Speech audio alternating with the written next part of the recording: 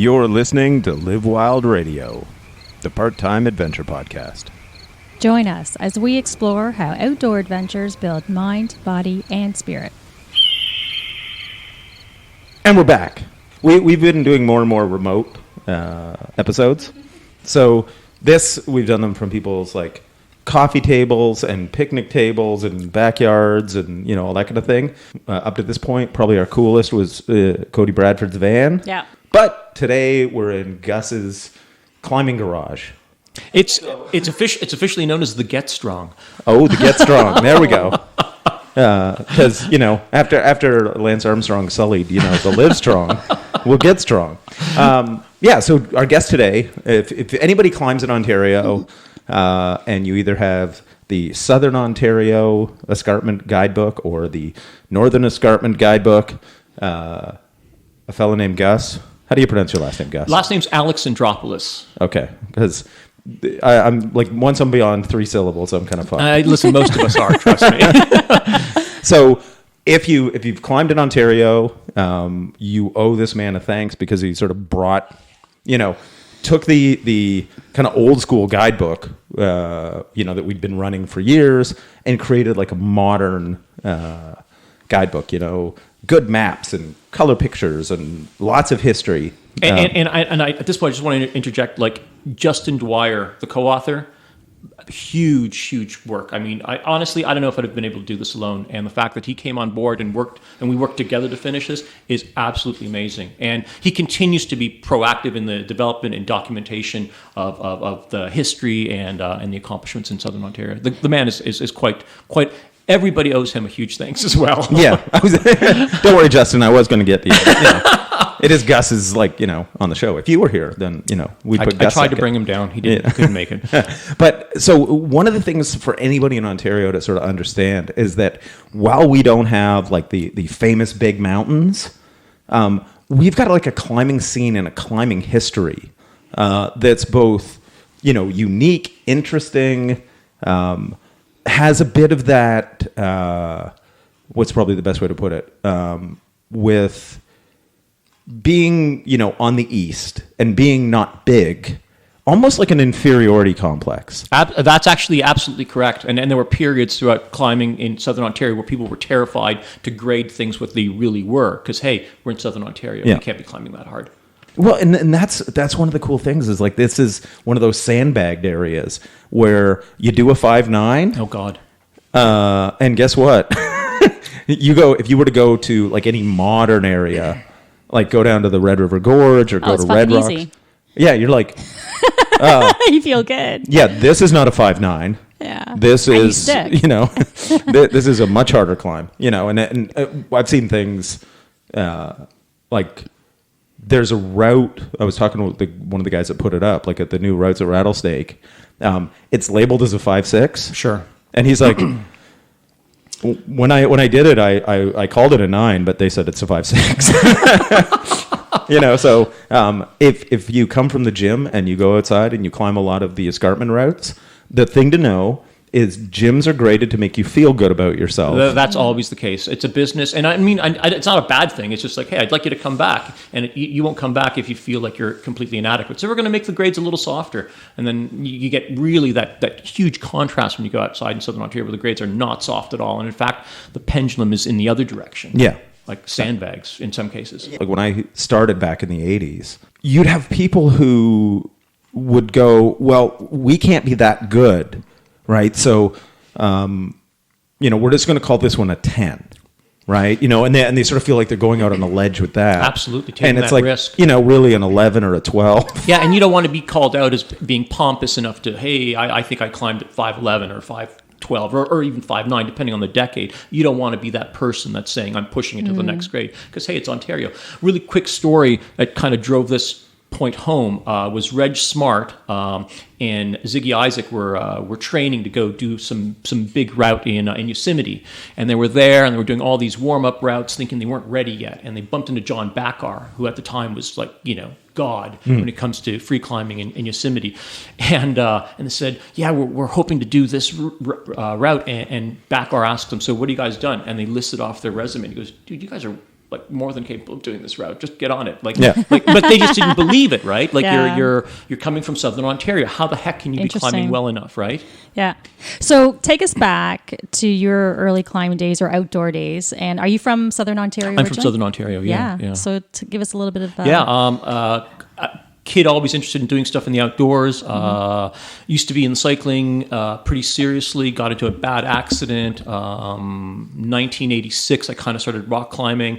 After that accident, I kind of started spending more time climbing than cycling, and it's kind of become.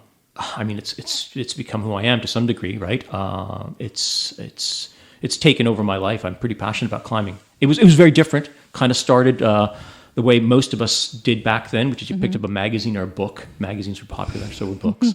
And then hopefully you found a mentor, which I did, and you went outside and top roped at Rattlesnake Point. To Is that where you started? Yeah, everyone did. Yeah. I mean, what year-ish did you start? Oh, God. I'm wondering if you guys bumped into each other. Yeah. We probably did. Just didn't it's know very it. likely, like in 80s, right? Late 80s. So, and it's funny because, right now, Rattlesnake Point is seen as like a bit of a throwaway crag, in the sense that, no one who's serious will go there today. Yeah. But at the time, it was still a testing ground, right? And historically, it was a testing ground for people who were starting out. Because, look, it was easy approach, weather was good, there was a nice spread of grade, so you could go there and really, develop as a climber. And it was kind of a cool area. Like, you'd see people who were really talented still climbing there, right? It was still worth visiting. And then, like everyone else, I eventually gravitated to some of the other crags, local crags, like Nemo. I remember going to Nemo, and that was, Nemo back then was very different. There wasn't a parking lot, you parked across the street. Yeah. There was no gate, and that stuff's kind of cool. But what was really amazing is the fact that the place was so bloody wild and undeveloped. I mean, you would be bushwhacking along the base. You never saw anyone. It was a very different time to be climbing. Yeah, And who were the climbers? Like, what was the culture like back then? It was a smaller community. Right? So, like, tiny community, and you knew most folks. Chris and Judy, Mark Bracken. I mean, these people were like on the forefront of a lot of the development that was happening when I was developing as a climber. There was Reg and Dave, obviously. Reg and Dave Smart. Those were the primary developers and proponents. I think if you go a little into the early 90s, things started to change because sport climbing at that point started to become clearly defined. It was funny because we in Southern Ontario are one of the first places in North America to embrace sport climbing, or what would eventually become sport climbing. So the big debate that was happening was, whether to... Because sport climbing suggested you would rappel in, bolt things on rappel, rehearse stuff. And traditional climbing was like you start from the ground, you climb up, if you fall, you lower, you pull your rope, you start again. And it was a very different tactical approach to how you climbed. And what people were realizing when the Europeans came here and they crushed is that, hey, this sport climbing allows us to get better much faster and climb harder, climb at a standard that you couldn't do with traditional climbing tactics. So Dave Smart kind of pushed the boat out by bolting Moby Fly at Cow Crag, this four bolt route, 511 something. Where's Cow Crag? Cow Crag is in the Milton area. Just north of the 401. Yeah. Okay, gotcha. Small little area, but it historically... Is it still open today? It's open. Yeah, access is a little kind of crazy, but it's open. It is open. Cool. Keep a low profile, behave like an adult. You should be okay. Leave the beer and bongs at home. Don't bring the hammock. Yeah. But yeah, Moby Fly. And it was one of the first wrap bolted routes. And he placed 2 pins and 2 bolts because people also forget at the time you didn't have power drills. So the notion of drilling by hand was quite daunting. It took forever. Like you had a hammer and a drill bit and you tapped away. And so if you could place pins rather than bolts, it just saved time and effort, right? So the modern sport route in Southern Ontario that defined it for us was Moby Fly, 2 pins, couple of bolts. And it's funny because in other parts of the world, in other parts of North America, there were still huge debates. Smith Rock probably being the one exception, where it's kindly widely regarded as the birthplace of North American sport climbing. But in most places, if you were using these tactics, people would go chop your route, right? The ascent wasn't considered valid. And while there was a little bit of grumbling from some of the older folks, the route stayed up, and it kind of clearly lit the way, or showed the way of the future, where climbing was going to go. It was, it was pretty. I mean, I'm trying to remember when I did it, but it was way back when. And part of the reason people started to kind of be okay with sport climbing in Southern Ontario is we realized we didn't have the rock that the Western states had or the Western provinces had. We had limestone. And so limestone, for the most part, or dolomite, dolostone, tends to be steeper. Mm-hmm. Okay. And so the whole notion of being able to stop at natural stances and climb and protect stuff on lead is not as viable at some point. The rock doesn't have those formations.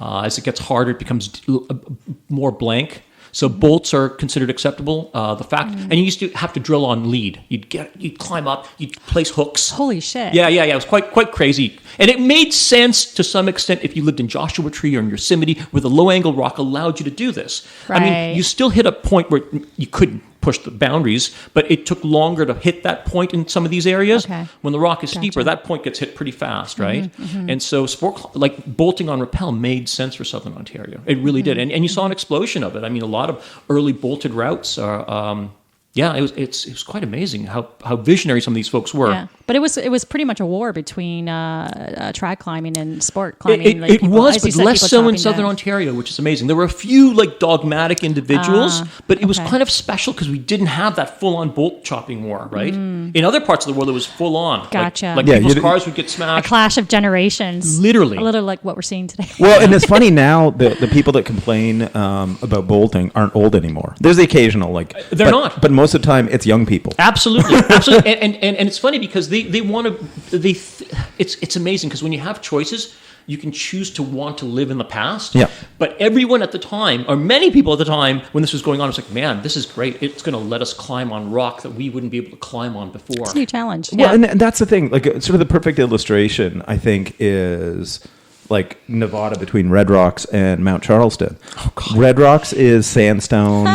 It's protectable. Easy. Beautiful. Lots Beautiful. of cracks and pockets and all this kind of thing. Then you go up Mount Charleston, and because it's a higher elevation, it's the basically limestone. It's limestone. Yeah. Yeah. And Beautiful.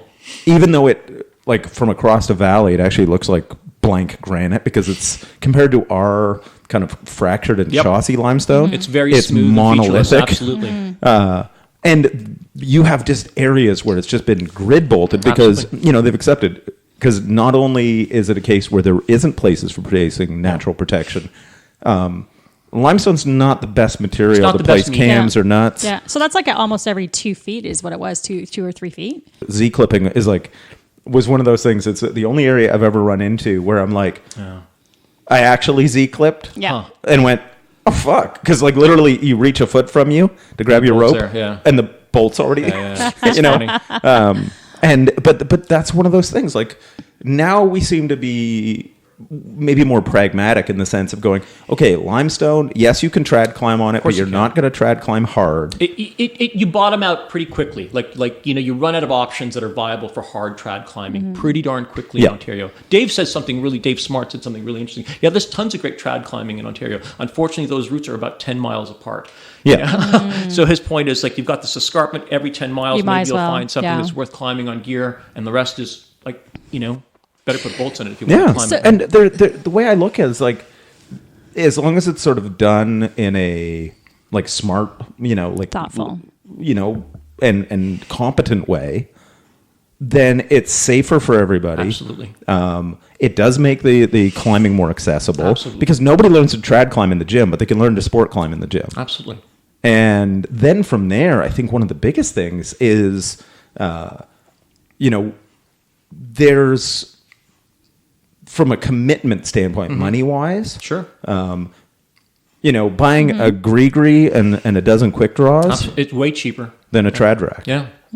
Like when I look at, like when we go trad climbing, and I'm doing the math, it's like, it's like $100, $200 as you clip everything on your harness. Cam. Yeah. Or booty that you find. Which is nice, always nice. Yeah, listeners have heard my there's a route down in Red Rocks if you do want to collect booty, called Romanian Rib. It's back in the First Creek Canyon.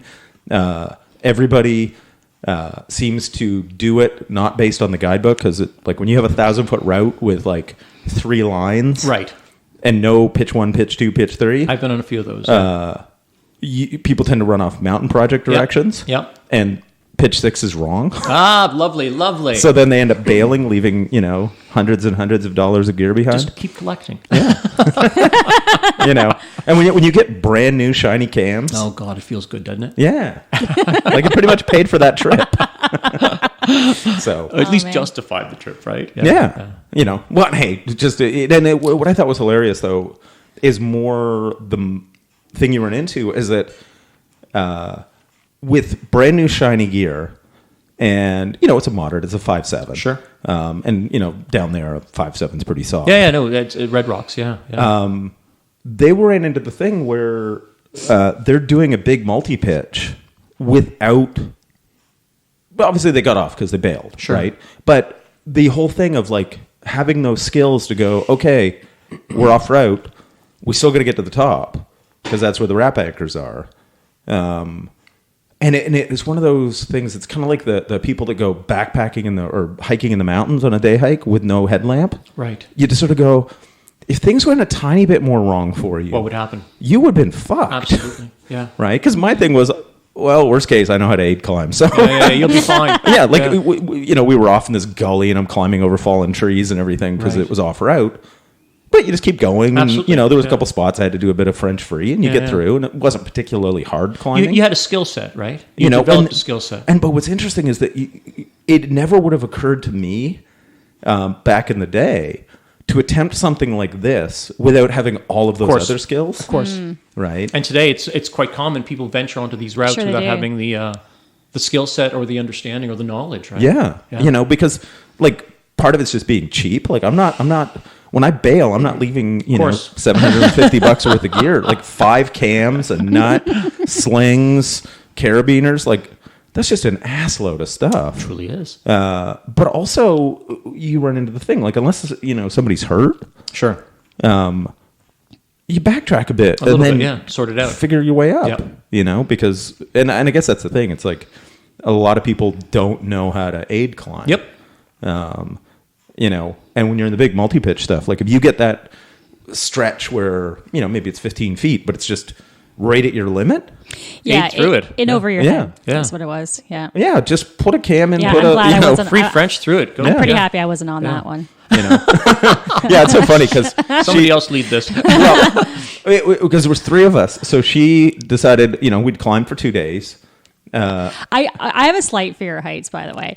And I did my first 100-footer there in Red Rock, and then I did 500 feet in Cat in the Hat, and I was done. Like I didn't know what I was doing, and I Right. swore after that I'm taking some lessons. Yes, yes. There's 3 of us. All I had to do was climb. I was in the middle. Okay, and even my rappel gear was on backwards. That was Oh, your wow. fault. Yeah, but it just made it harder. But the point is that I just sat there and I didn't lose my shit. Yep.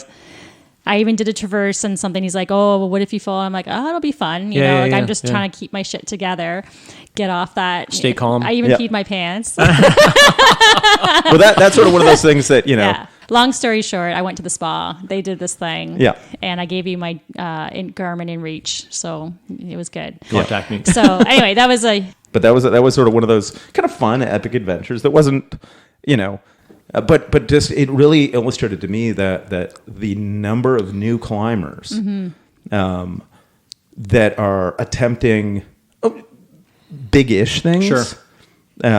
without the requisite skill set. Yep. Right? So if everything goes right, no big deal. No big deal. falls, Absolutely. no... Modern gear. Sure, it should be fine, right? Yeah. Right. But then when one thing goes wrong, Yeah. like in this case, it just costs them a lot of money. Absolutely. And YouTube has become the default teaching mechanism, which is really problematic when you're dealing with such nuanced climbing situations, right? And like YouTube, okay, who's presenting the information? What do they know? And this is where a lot of folks are starting to learn their skill sets. And it was very different. It was very different back when we were climbing because you had mentors, right? And that was such a critical component to every climber's development. And it's harder to provide that kind of interaction and nowadays, just because the sheer number of new people getting into the sport, right? Yeah. Because if you think every community of any size has a climbing gym or more than one, and then that, their business model is we want people in, we want Absolutely. people in, Yeah. so the more people that are doing any type of climbing, you're going to have a certain percentage that want to go outside. Yes. But a lot of times I found with the gyms, sometimes they're not bad, but a lot of times they don't sort of have like a clean, okay, and here's a guide company you take courses with. Yeah. Program. Yeah. And so that's where we run into like a lot of the crag issues. Yes, absolutely, completely, especially in Southern Ontario. And it's not just even from a safety perspective; it's from an etiquette perspective. Yeah. And that's kind of really fascinating because so listen, like in Canada, the largest climbing community in all of Canada is in Southern Ontario, right? Everyone thinks it's in the Rockies. Everyone thinks it's in Vancouver. It's not. Southern Ontario has the largest climbing base. Now, you could argue, much of it may not be super serious, whatever. Just in terms of sheer numbers, it's here. There's over 22 gyms within an hour of downtown Toronto. It's a staggering amount of people wanting to get outside. And because the introduction is coming from climbing gyms, I think people are approaching the outdoors as they would if it were any other sport like basketball or hockey, and they forget that no, it's in the wilderness. Well, front country anyway, and we need to behave differently. And this is where you run into issues where I mentioned earlier about hammocks and bongs and whatever. I like fill your boots. I have no issue. It's just there are places where you can't behave that way. Yeah, and I love what Leslie. I think she started at Rock Respect. That's right. Yeah, which is good because even as an outdoors person myself, I wouldn't have known about the hammock thing. Sure. And I think when people know and they realize that, they're like, oh, okay, I can. So here's a really fascinating story. A friend of mine was down in at the New this summer. And it's a national park service was there, I guess, and they were doing a study. And the study focused on two things, right? Climbing study focused on crag dogs and hammocks. So that just drives the point home that this is on the National Park Service's radar, that these two factors, right, are having an impact that the parks are trying to figure out how to manage, right? Let's talk about that. It's easy. Don't bring a hammock. If you're that tired, stay home. No. What's the negative impact? Well, some people might say, what the fuck? Yeah, no, it's a very good point. Yeah, no. So the impact from a hammock perspective, I think it's twofold, right? One, you're tying off these trees. The more you tie them off, the more bark damage you could be doing, which probably isn't appropriate. The other issue, which is I think more obvious to folks, because if some people will poo-poo that and say, come on, really? It's not that big a deal. The bigger issue, however, is that when you're stringing these bloody things up, you tend to create a larger base of impact. So most land managers are like, okay, here's the deal. 1 or 2 meters from the base of the cliff, we're going to let you guys not trash it, but it's going to receive impact because that's where you're going to walk, that's where you're going to belay, that's where you're going to sit while you're waiting to belay. We get it. So you start stringing up hammocks, that base increases further and further. So it goes from 2 meters, let's say, to 5 meters, right? And suddenly land managers are like, you know what? Our job is to, yes, allow recreation here, but also to manage, right? Halton region, conservation, all these conservation areas in Southern Ontario, there's a conservation component there. And so once you start creating this base, this bleeding out into the forest, further and further into the forest, they're seeing the impact as like, first of all, unnecessary, and secondly, problematic, right? It doesn't have to happen. Why are you choosing to do this? Dogs are the same thing. Dogs are problematic in a bunch of different ways. One, yes, they dig up the ground. They can run around causing erosion. The real problem that's happening now, though, is just the sheer number of dogs and people at the bases. And everybody's dog doesn't like everybody else's dog. And yet everybody thinks their dog is the best dog. Full disclosure, I have 2 dogs. Yeah. I love dogs. Huge dog fan. Not everyone is. When we used to take our dogs to the cliff, they would always be on a leash. Didn't matter. It didn't matter. It's like, no, we like dogs. You might not like dogs. Why am I going to subject you to my animals, right? Like this is completely unfair. You wouldn't do this anywhere else in a public space. Why is it okay to do it at a climbing area, right? Friends of ours were up at Rifle, Colorado back in the early 90s. And they brought their dog. Their dog was off leash. The dog goes over to a climber's pack, starts eating her sandwich and pissing on her pack. It created some tension. Sure. And we've seen dog fights at the Motherlode, and like literally dog fights. It's like, this is madness, right? Oh, wow. Put your dog on a leash. And that's distracting when you're trying to belay somebody. Absolutely. It's problematic on a whole host of levels. And so we actually stopped bringing the dogs to the cliff, right? Well, it's the same thing with music. It annoys me because especially when people are belaying and there's communication, or especially Absolutely. if I'm trying to lead or do something for the first time and clean an Absolutely. anchor, it doesn't help when there's music going on. These are shared public conversation. spaces, Yeah. right? And Yeah. this is how we need to start thinking about them. Would you do this in a park, right? Yeah. No. So why are you feeling okay about doing it here, which is an even more sensitive area, right? Yeah. Well, and that's I think one of the problems is that when you say, "Oh, would you do this in a park?" and you go, "No," but the problem is with a lot of the people, they would, right? So it's Good point. it's a Yeah, broader, yeah. Yeah. So just to keep it clear, there's a website called Rock Respect. You can Google it. .ca probably, or Probably. just And there's Google also it. and the rock respect thing is based on like the leave no trace ethic that always Yes. existed in the outdoors. I Yeah. mean, like this is not new, people. It's out there. And I find it fascinating, and I don't want to sound negative, but I find it fascinating that in a world where information has never been more accessible, how people can claim ignorance of some of this stuff, right? I mean, I get it. Maybe you don't know, fine. But at some point, you need to take some personal responsibility. You're choosing to go out here, right? Yeah. Like, arm yourself with knowledge. It's not that hard. Yeah, what's been fascinating to me is all the being new at this as of a couple of years, all the culture behind rock climbing from a historical perspective in the U.S., in Ontario, just the views on safety and access and etiquette. There's a lot more to it. And I think it's, we want to make sure that people understand that. And so what do you see? When did you see the shift start to happen? I guess it was in the 90s, and you're seeing, like, what were the key milestones from when you first started? Key milestones were probably the late 80s, early 90s when sport climbing started to get Right. defined. Yeah. That changed things. Yeah. And since then, do you see any other specific, I guess the gym? Absolutely. The explosion of indoor climbing has just blown the sport out of the water in terms of the number of people participating, and they're participating in the sport very differently. And I think this is really interesting. When we used to go climbing, it was you and your partner. Or if you went with another team, you'd split up when you got to the base and you'd each go do some routes, right? Right. And now what's happening is we call it posse climbing, right? You and 15 of your closest friends Yeah. arrive at the base, you set up camp, you put up your top ropes, you monopolize these routes all day, Yeah. and then you wonder why people are pacing at the bottom, giving you the evil eye, because it's like, hey, I'd like to get on this bloody thing today as well. Yeah. And so it's become something that you would do to get away from people or to kind of push yourself a little bit or experience the outdoors. And now it's become much more social. Yeah. And it's not a bad thing. I just don't know how well it can work in the outdoors when the numbers are so great and yet the outdoor resources are limited, right? Right. And the impact becomes really obvious. If you want to focus at local cliffs, because most people listening to this will probably understand, like if you look at Mount Nemo, I mean, there are bases. We went there one day, it was like 200 people. Literally. And I think, what did we document? I don't know how many routes the area has, but there was like almost more people than viable routes there one day. Sure. Yeah. So and so the erosion that's happening and the impact that's taking place is massive. And I bring it up again. It's not necessarily the best sport to go with 10 of your closest friends, right?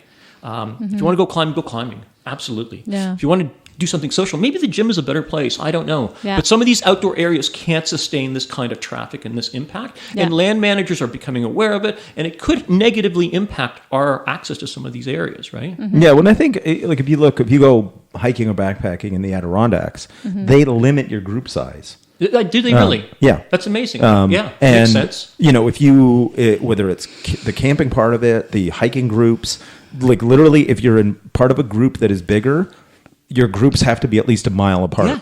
Yeah, that's right? interesting. Maybe they should go, I don't know, I'm just throwing this out here, but like a permit system for the crag, like they'll put out so many. I mean, then, become an issue as well. But it would certainly alleviate the numbers if that was really. Yeah, no, I mean these are all viable things to talk. These are things we need to talk about, right? Yeah. I mean, I don't know what the answer is, but it needs to be discussed because it is the biggest change you've seen is just the sheer number of climbers, and it's mostly at, I don't want to say the bottom end because that sounds negative, but it's mostly new climbers, right? Yeah. Well, and they're climbing more recreationally, and I say recreation in the sense of the passion to climb super hard and push themselves isn't nearly as great as it may have been at one time, right? Not a bad thing, it's just a different thing. Well, I think what people need to realize that it's not our fucking property. Oh, more crazy talk. More crazy talk. More fucking crazy talk, yeah. It isn't. And people who come at it thinking they have the right to be there and take on that attitude. So you've put up quite a few routes. Yeah, let's take I have a different transition. Yeah.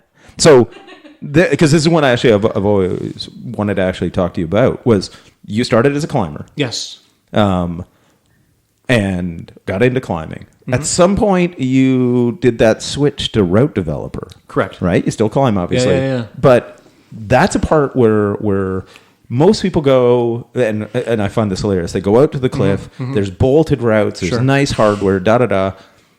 And they almost think, well, that one's a little loose, so we'll have to let the crag manager. That's know. right. The crag ferry will come out and fix it. Yeah, no such thing exists, people. No, right? nobody. It's people who go.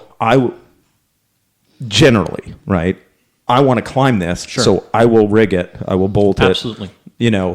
And then I will climb it, and then I will leave it behind for others to enjoy. Yeah. And then of course there's the thing where, and you've done a lot of this I'm not climbing 5.7s, but I'll put up a bunch of those anyway. Absolutely, yes. Yes. Which I don't think any route developers who are actually putting up moderates don't climb moderates. Obviously, you'll probably climb the route when you put it up, of course, just to see and where, never, and not care about it ever again. Not because you don't think it's a worthy route. It's just like you move on to something that's more within your to challenge you, right? Yeah.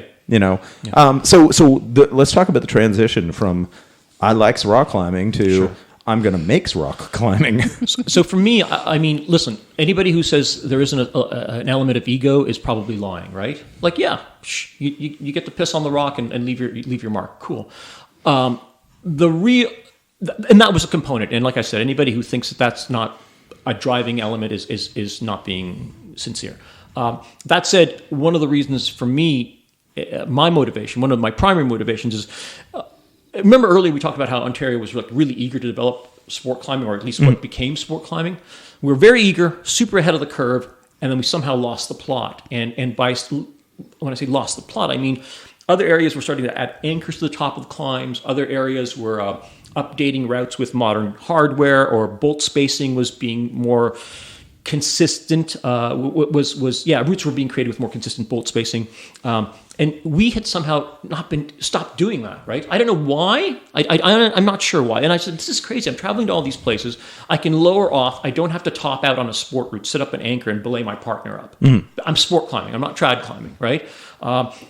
This is insane. Why am I bringing one nut on these sport routes, right? Or a cam, or why am I clipping rusty old pins when there should be a bolt here? So that's screw it. I'm just developing my own routes, and I'm going to develop them in a style that I think reflects what's happening everywhere else in the world, right? And that was the driver for me, because I wanted to climb routes like that. I didn't want to top out.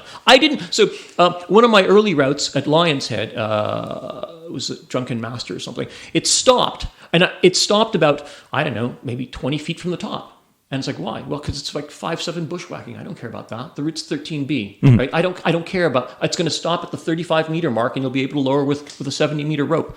Kind of what everybody else does anywhere else where they're climbing proper sport climbs, right? And so that was the motivation, just to create climbing in a style, climbing routes in a style that, seemed pretty obvious everywhere else, and we just weren't embracing to the same degree, right? Yeah, because a lot of, and maybe it's because our crags aren't big. Sure. But for a while, even with bolted stuff, there was, I'm going to use air quotes here, but like an adventurous kind of approach to it. Yeah. Almost, like the, and I don't know how much this is kind of like a hybrid of kind of like almost the British head pointing, because we're Canadian. No, absolutely. And then things, sport for sure coming together where, you've got crazy runouts in places, or, needlessly making a mixed route where it's like, okay, but you need like a 0.75 because there's one crack halfway up. That kind of thing. And maybe it's just like I'm super practical that way, where it's like, if you're climbing a trad route, it's a trad route. Make it a trad route. If you're climbing a sport route, make it a sport route. So part of what you're describing was happening because we hadn't created the sport climbing template yet. All the pieces were there, but we didn't know how to put them together. So the lack of power drills made it pretty bloody daunting to go place more bolts, right? Yeah. Okay, just for a quick date check here. and maybe you're dating yourself, or I didn't know there weren't power drills when Yeah. So when did that come out? Just out of curiosity. Probably like late 80s, Really? like Early like 90s, yeah. early Yeah. 90s. Like that's when it became popular and viable. You know, like Well, because you could get a cordless drill that had enough Wow. juice. This Yeah. is like the industrial age in Yeah. climbing. Yeah. No. It was transformative. People don't understand why Yeah. am I on this route that doesn't have more bolts? Why is there a rusty pin? Because I didn't want to hang. Not me. I can see a People T-shirt with performing. timelines power drill. Anyway, Yeah. go on. Yeah. No. It was You know, shocking. piton, hammer drill, Yeah. electric drill. This is it. So, Right, sorry. So a lot of the routes, because we were ahead of the curve, were created that way, and they never got fixed, right? And then there was also that period where it's like, well, you can't scar the rock with a bolt, but I can scar it with a piton. And so therefore, you'd say, like you said, if there's a cam placement, you'd have a cam placement. And so you'd have these routes with mostly bolts and then one nut or one cam, which, in hindsight didn't make a lot of sense, but at the time maybe fit the evolution of what was happening. The reason for runouts was clear as well, because hey, no one else is going to climb this. And the only people sport climbing, this is fascinating. Sport climbing was for the elite. People forget this. Like sport climbing got created because hard climbers, or climbers who could climb hard, were running out of stuff to do. And so they ventured onto these blank faces, which yielded harder climbing. The notion that you were going to climb moderate sport routes was unheard of. No one was going to waste time bolting 5.9s. No one. Yeah. So you would have runouts, yeah, because there's a route Judgment Day at Metcalfe. Brian Bergman put it up. I remember climbing it with him. And the first opening pitch, which is now bolted, was just like you just ran it out because it was like 5.6, and you ran out for 30 or 40 feet. Who knows, right? I mean, I'm exaggerating. Yeah. I can't remember the last time I did the bloody thing, but it's it was silly. It should have been bolted, but at the time it didn't matter because people who were going to go climb the 5.12 portion above weren't going to fall on the 5.6. So you didn't do it. So, and just to drive that point further, just to demonstrate that sport climbing was for the elite, there is the classic girlfriend route at every crag. There used to be the girlfriend route, okay? So bear with me. I know the language seems inappropriate for today's progressive world, but it was called the girlfriend route. And the girlfriend route, you'd go to a hard crag, mostly 13s and 12s, and there would be 1, 5, 7, poorly bolted, short, scrappy piece of rock on the side, right? It was called the girlfriend route. And why was it there? Because you wanted to red point your project, and your girlfriend, who didn't climb or wasn't climbing as hard, would probably not be willing to come to the bloody base of the cliff and belay you all day. So you had to put up this moderate, easy route that she could spend her day top roping, that you would lead, and she could top rope, and you could then go and climb your proj. And that was I mean, in some ways, that was kind of the beginning, at least in North America, of like, moderate sport climbing, right? Well, and one of the interesting. one of the cool things. It's very strange where it derived from, right? No, it's interesting, yeah. One of the cool things we run into now, because you get a lot more female crushers, Sure, is now there's going to be the boyfriend routes. Yeah, no, absolutely, and it's perfectly fine. So it's perfectly fine. I'm all for it. But you're right. You're absolutely right. You're absolutely right. Because I think we run into the thing too, where people who are getting into climbing now. It's going in the Olympics, and you got the movies in the theater, and they see it as this thing, but they're coming into it when it's already developed, like so far along in its development. They don't understand the history of the culture. Absolutely, what it right? takes to Yeah. get there. And it's so funny because like when I started, I ran into the thing where I would ride my bike from Brampton, out to Milton. Like at 14 years old, and I would just walk along the base like just some doofy kid and just watch people climb. Absolutely. And then, some guys, basically probably university students, well, they were, said, "Hey, kid, you want to learn the rock climb? You want to try?" And they tied me in with a seatbelt.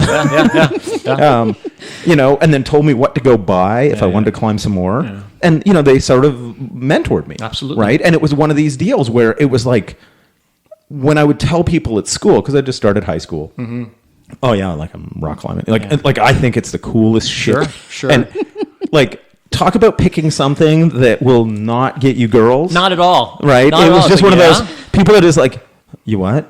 Yeah. Why? And it's like, literally, it's that kind of punk rock thing when you are into something so hard. Sure. Right? Like, it's almost like a hipster, right? Because, like, I was into it, and nobody either gave a shit or had a clue what the fuck I was talking about. Absolutely. Right? The fact that you were an outsider was a good thing. Yeah, well, and it was that became like the badge. It's like along with my punk rock T-shirts. Absolutely. And you ran into the thing where my last year of high school, I moved to Cambridge, and now I'd been at it for 3 or 4 years, and so now I was taking people out. Right. And now all of a sudden, you being the person that takes people climbing, that did get me girls. Absolutely. Right? Full circle. Yeah. Full circle. So you just got to put your time in. Yeah, and you bring up a good point though. Like people forget that the sport was an anti-establishment activity. You weren't good enough to play on the hockey team or basketball or baseball, or you didn't care, and you weren't into those sports. You wanted to do something else, and you took up climbing or you pursued climbing. And it was kind of, as you said, it was a badge of honor. Like, yeah, I'm not doing what the mainstream kids are doing, right?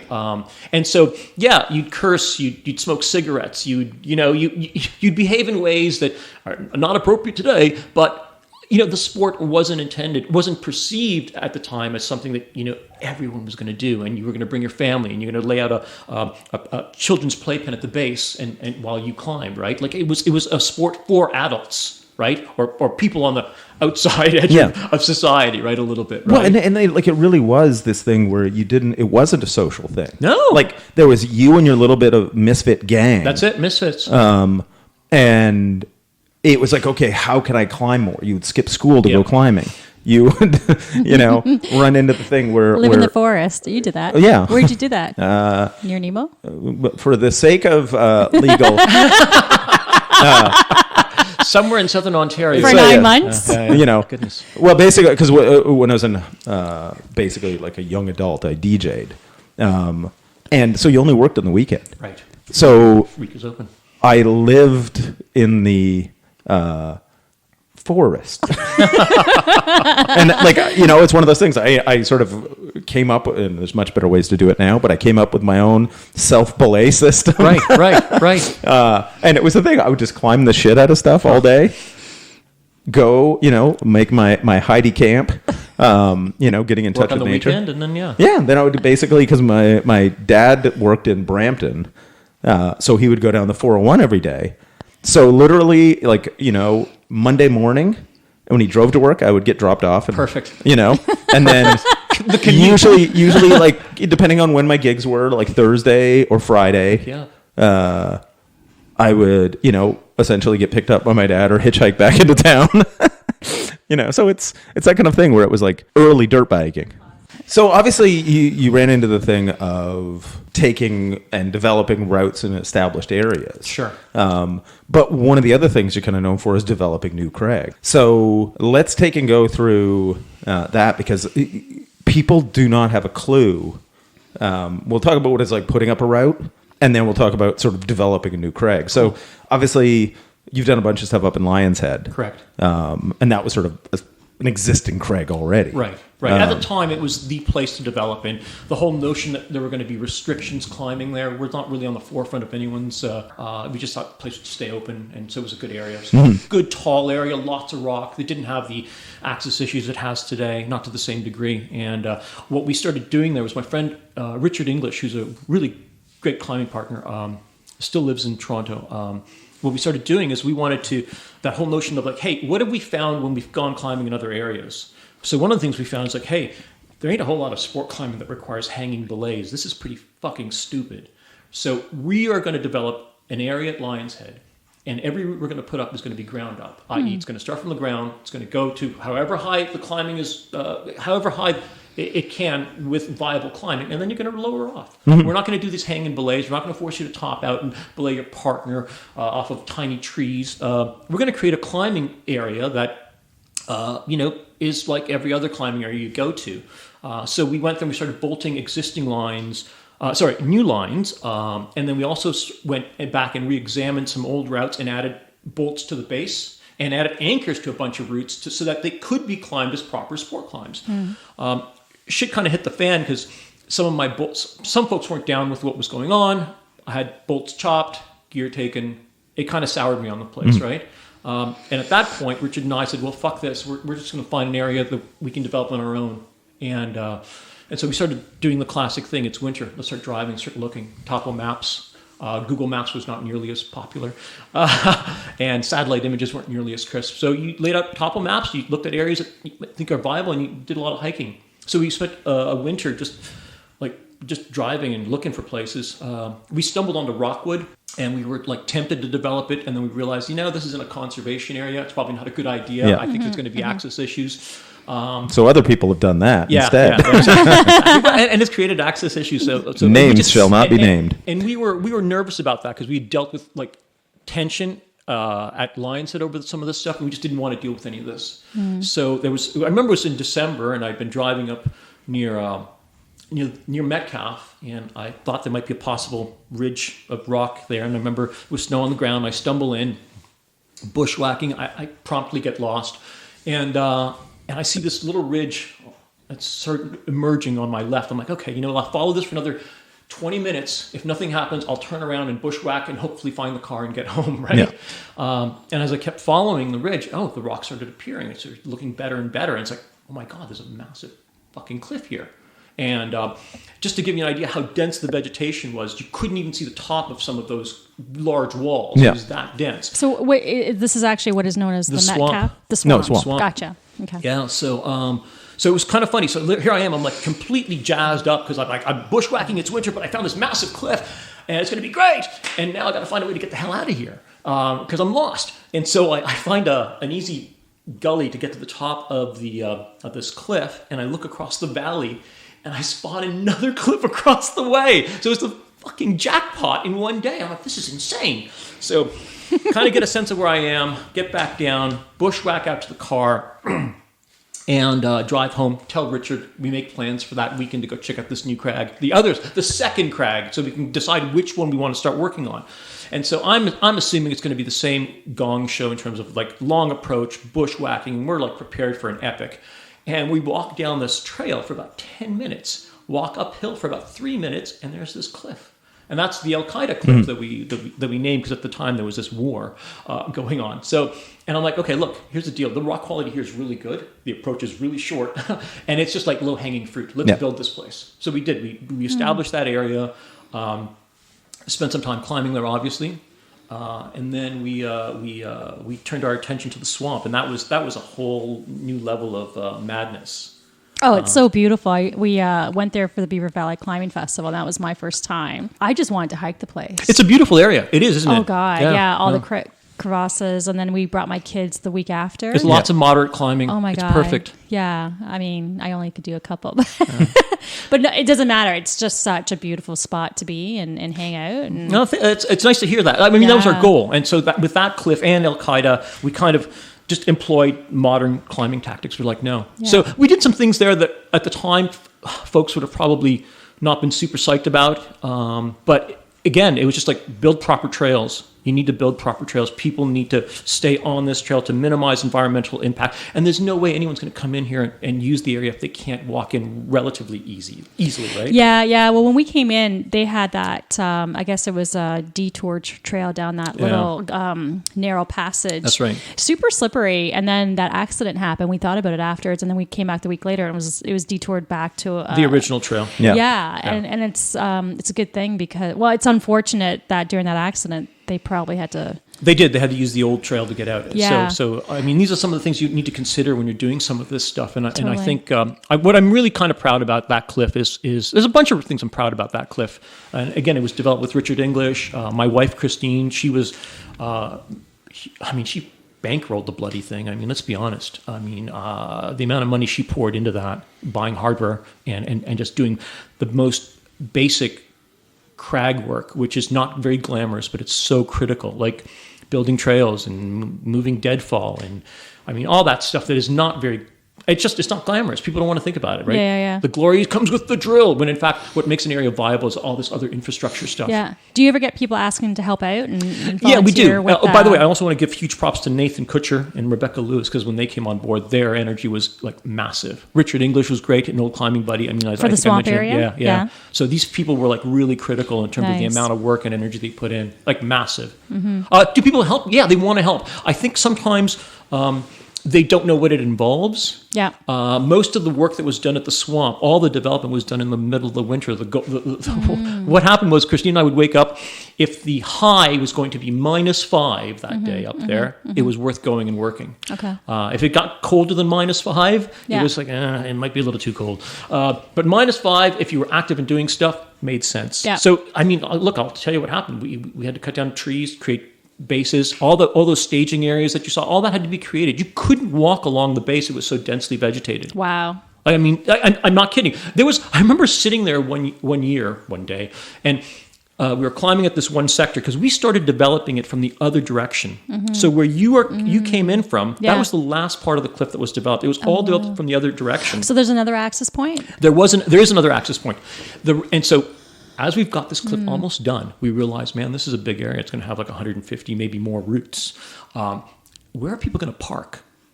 So, because where we were parking, it was a little pullout that could maybe hold 8 cars. And we're like, this ain't going to swing, and it's going to cause access issues because the locals don't want people parking on this bloody road. I can't blame them. Yeah. I get it. So, after we had built most of the cliff, I spent like 10 days? I can't remember how many days, building that trail from where you came in from, the new parking lot.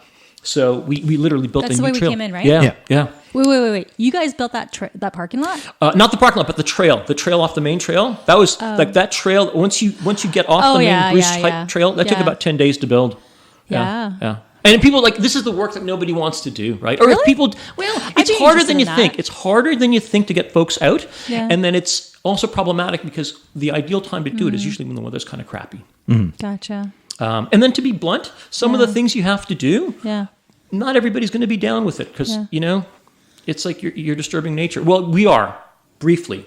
Yeah. So that we can create an area that doesn't cause more disturbance, right? Right. And so people sometimes can't see the forest from the trees. Horrible cliche. And what about in the summer or spring? Is there other opportunities to maintain or help out I there? mean, what I always tell folks is like, hey, if you're going into an area that has a long approach and you see a log that's fallen over, We'll pick it up, yeah. Yeah, get it out of the way. Bring a small folding saw to cut stuff and move it out of the way. A little pair of loppers on your way in the spring makes a huge difference. Yeah. Nature, it's amazing how quickly that area rebounded after it was initially cleared and developed, right? Yeah. And it needs traffic and it needs people maintaining areas, right?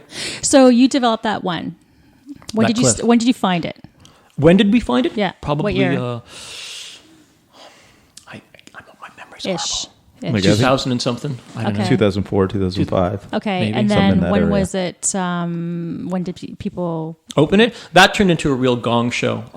People had heard and people were calling us out on social media at the time, saying we're trying to keep this place secret and private and didn't want to share it. And I always found that really quite amazing because I was bolting 5.6s, and I was like, that's really kind of funny. You think I'm keeping this because I want to climb 5.6, right? So it kind of rubbed me and Christine the wrong way, and Nate and Rebecca as well. Sure. And we could have probably put in maybe another 15 or 20 more routes there, but we eventually had to pull everything and get out because there were too many people coming by to climb, right? Okay. And it was horrible because, like when you're cleaning an area, when you're developing an area, you don't want people at the base Because you're pulling loose rock. Oh, loose fuck rock, no. all sorts of shit, right? Like you just don't want people there. it's not ready. It's not ready, and it's like, trust me, it was gonna be open for everyone. We weren't gonna keep it to ourselves. That was never the Right. goal. Yeah. The goal was like, hey, we want to develop an area that really demonstrates what sport climbing is like everywhere else, right? Right. And here, and you can have it at every grade as well. We're not going to keep it as an elitist area either. Yeah.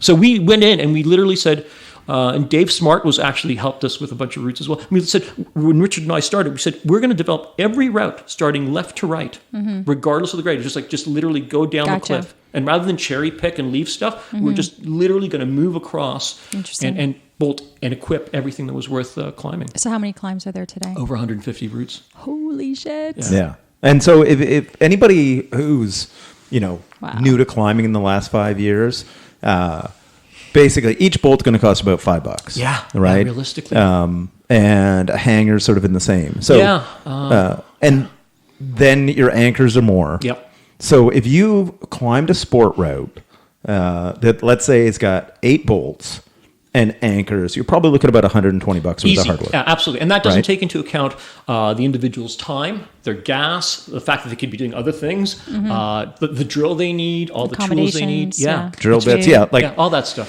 But this Consumables. is just a thing to understand: is that the nobody's giving them the money for it. No. Although I'm just going to do a quick aside.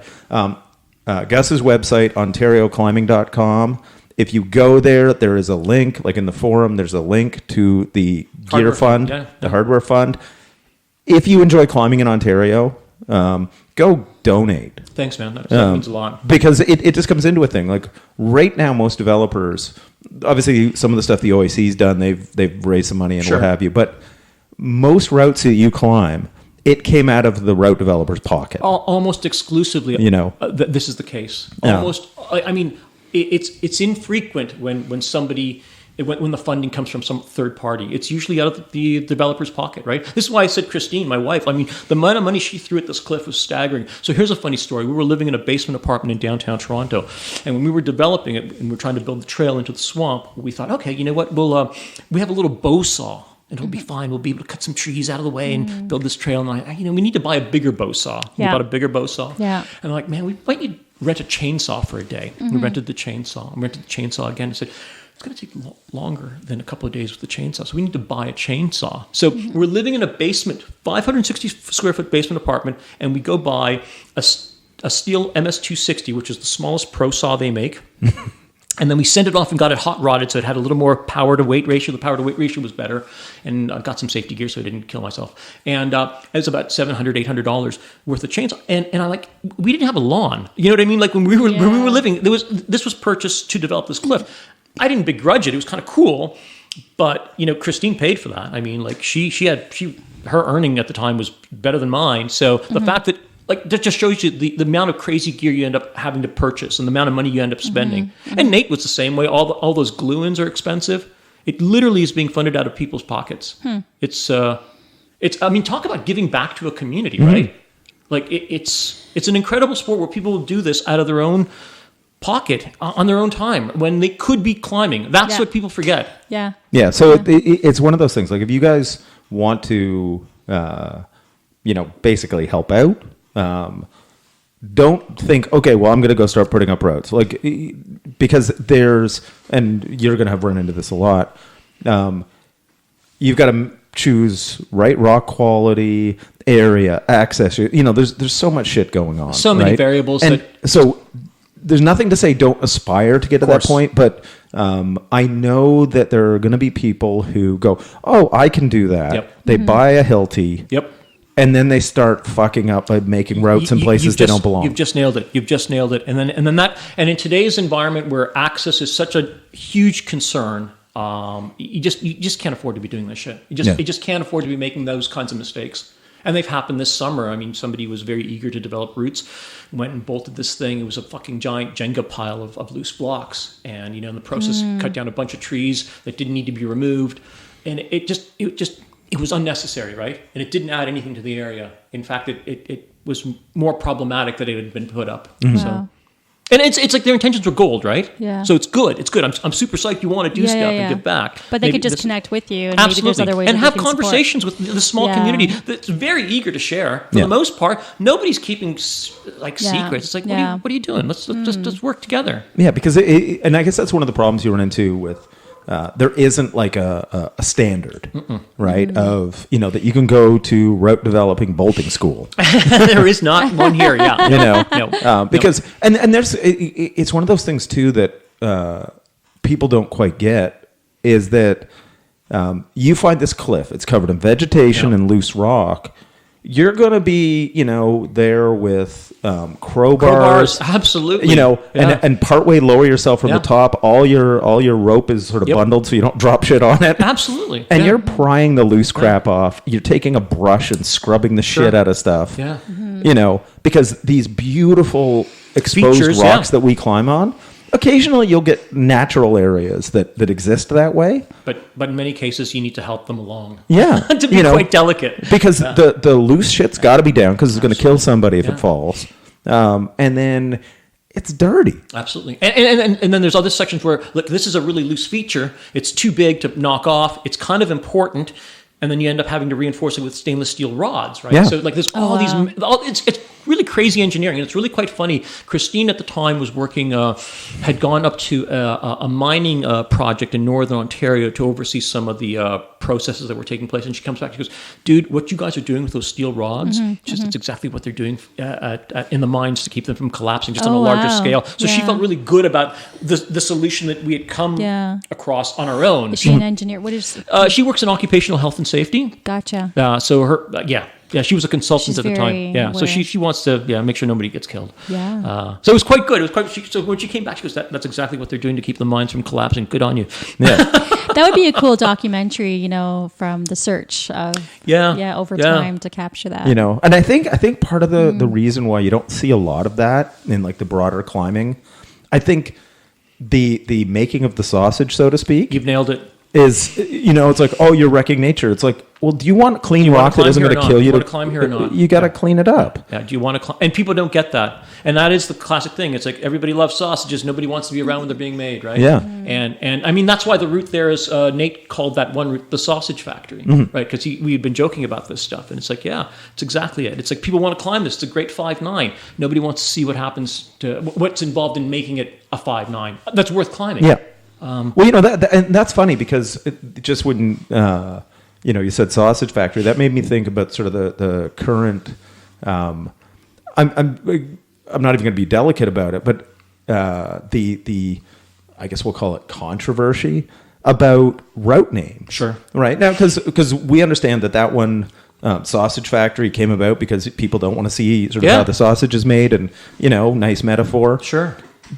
But then somebody else could think it's about dicks. It's I completely agree. Yeah, no, and then absolutely. they get offended, right? Yeah, and climbing, when you run into this as a guidebook author, is that you're getting people offended about route names from 20 or 30 years ago or longer. Because it's funny, like old route names were the Becky number 3 route. That's or, right. the Chouinard route. The Bakar Yarian, right? Everything's named after whoever did it. And then people went, but I've got, 100 routes up. Sure. So Sure. we need something. And I'm a young teenage kid who's anti-establishment, and I'm going to piss on the previous generation's naming and their tweed jackets and their helmets, and I'm going to show them, right? And it's just classic rebellion, right? Yeah. So we're going to say something like juvenile or rude or offensive or whatever, or something's poetic and it just went over your head. Yes. I mean, can you give us some examples of that? Or listen, absolutely. There's a classic route, a female belay slave, which depending on how you look at it, could be problematic. You'd think with 50 Shades of Grey, it'd be very popular. Probably very popular. Very good. I like where you're going with this. So the route, Red Smart route, and if you don't know the history, you're like, man, that's kind of rude. And it's like, no, you don't get it. At the time, Reg was involved with a gal named Wendy, and eventually married her. I don't know if they were married at the time, but super like a strong woman, right? Like not as much into climbing, but a strong woman, like super cool gal. And so she had been belaying him on all these routes all summer long. And she goes, man, I'm just becoming like your female belay slave. And they all laughed about it and said, that's a great route name for this thing. And that she came up with the route name, right? So, and now people are offended. Some people are, offended by it. And they don't understand the camaraderie that existed there and the friendships and the context. And they instantly jump to the most negative and divisive view of what that term means, right? Or could mean, or that name anyway. So that's kind of frustrating because I think it speaks again to the history of climbing and the community that exists and the people that were involved. And I've said this before, I think sometimes even if the route is overtly offensive by today's standards, it's also, if you look at when it was put up, it could be used as a landmark, as a milestone to kind of gauge how far we've moved forward. And so rather than expunging this shit and pretending it didn't exist and getting rid of it because somebody might get offended, it's like, why don't we use it as an opportunity to discuss where climbing came from, what some of the norms existed back then that aren't viable today, and see how far we've moved forward. Yeah, well, because one of the things that I've always wondered, because, in case of full disclosure, I'm a white, like cisgendered, straight, middle-aged male. So I have not experienced too much of the oppressions or anything. But one of the things that you run into is this idea that because some names of routes might be rude or little dirty or whatever, cheeky, yeah. Basically, somehow keep people from keep it from being inclusive. Right. Yet when I go to the cliff these days, I see tons of women, Sure. just female teams. They're not out with their boyfriend. No, absolutely. I see Asians. Yep. Like East Asians, Southeast Asians. Absolutely. It's one of these things where and I'm seeing dudes from the Middle East. No, of course. There's those Eastern European guys we run into all the time. Yeah. The one guy's got to stop doing the thing of he leads a sport route, then cleans it, and then his buddy top ropes it on the rings. If you do that, please stop it. It prematurely wears the rings. Use your own hardware. Watch Cody. Thank you. You're welcome. But watch Cody Bradford. He can show you some tips on how to do an easily cleanable. So you can essentially clean it ahead of time and not prematurely wear the hardware. If it's got chains, if it's just rings, then even just a couple of quick draws, right? Bring your quick draws. That's why you have them. Mm-hmm. Yeah, and then climb Save it again. the hassle from having folks have to go back and Well, replace and those anchors. here's one thing that I would say to anybody is when Catherine and I climb together, I usually climb it first, and then she gets to top rope it. She's been leading some stuff recently. But then, because she doesn't clean it, I get to climb it again. Of course. So I get more climbing.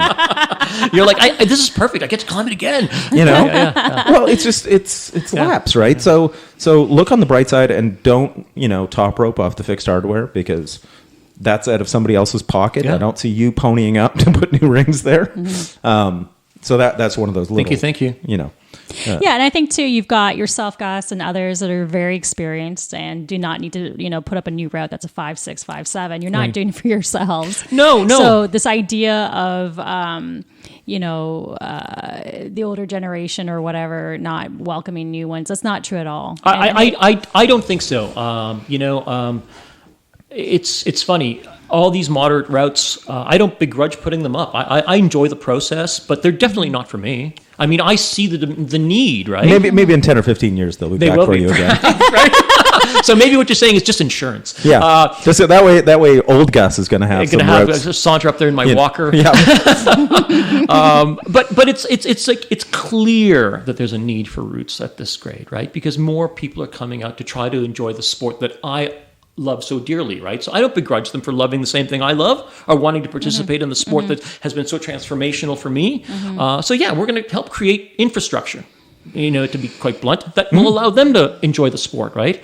And in the past, it used to be, well, you mentored and you climbed 5.0s and 5.1s on gear until you learn how to climb on gear efficiently. That's not the case anymore. Today, people want to get on sport routes. Understandable. Let's build some sport routes for them. There's a ton of scrappy rock. Do you get any money from the OAC or any folks like that? No. I mean, no.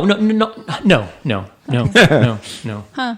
No. That's, But you know what? Like the OAC. I'm just saying. Like the OAC is a great community. And to be quite, like, what's interesting is that it's mostly people like us anyway. So like Randy Kilbasovitz is there. And guess what? He funds all his hardware out of his own pocket too. No, but I truly believe as a newbie, and I should put my money where my mouth is, and I will, that why not just communicate that or, No, and I mean, maybe it's something the OAC... We are fighting for the same cause. Absolutely. And maybe the OAC, this is etiquette something that could be discussed, for them. Like, they could have an internal conversation. I think some of the fears are like, how do we designate who gets the cash? Yeah. Sure. And then are we then accountable for what gets established, right? So this is where it becomes difficult for them, I think, as an organization to dole cash out.